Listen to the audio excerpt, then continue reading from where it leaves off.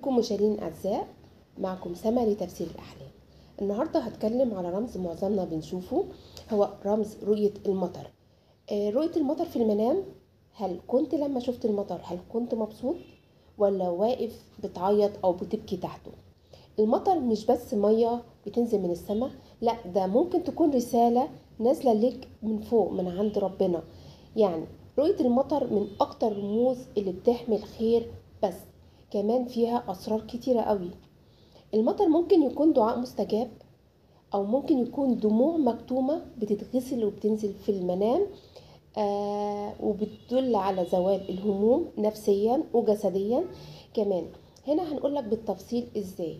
يعني لو شفت المطر خفيف نازل بهدوء، دي بتدل على بشرة جميلة، رزق جاي لك بدون تعب أو دعوة قربت تتحقق، دعاء مستجاب، أمنية بتتمناها.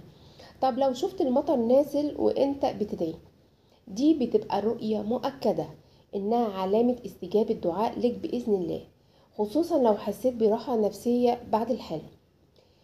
لو كان المطر كتير شديد غزير معاه برق ورعد، بتبقى الرؤية دي تحذيرية. يعني ممكن تكون فيها طاقات سلبية حواليك، ممكن تدل على مشاكل حواليك، ممكن تدل على بعدك عن ربنا، ممكن تكون عملت معصية، ممكن ما بتصليش. فبتبقى هنا تفسيره بيرجع لك انت، انك انت لازم تراجع نفسك. كمان هنا لو شفت نفسك بتبكي تحت المطر، ده بيبقى تفسيره ايه؟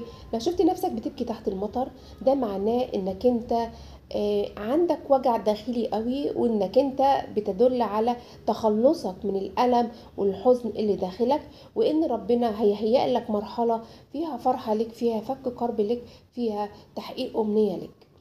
لو الشخص بقى مريض وشاف المطر، هنا لو شفت الشخص مريض وشاف المطر، دي بتبقى علامة قوية جدا على قرب شفائه، وبتبقى بشرى له بان ربنا ان شاء الله هينجيه من الازمة اللي هو فيها. هنا هقول لكم بس الفكرة، خلي بالك. واهم سؤال هنا، المطر لما تشوف رؤية زي ديت لازم تخلي بالك وتشوف. اهم سؤال يجي في بالك، هل المطر نزل عليك ولا كنت واقف بتتفرج عليه من بعيد؟ الفرق بينهم كبير جدا. احكي لي حلمك مع المطر وهنفك شفرته سوا. وافتكر دايما، مش كل المطر في الحلم بشرى، ومش كل دمعة وجع. منتظر تفسيراتكم، ان شاء الله هفسرها لكم بإذن الله.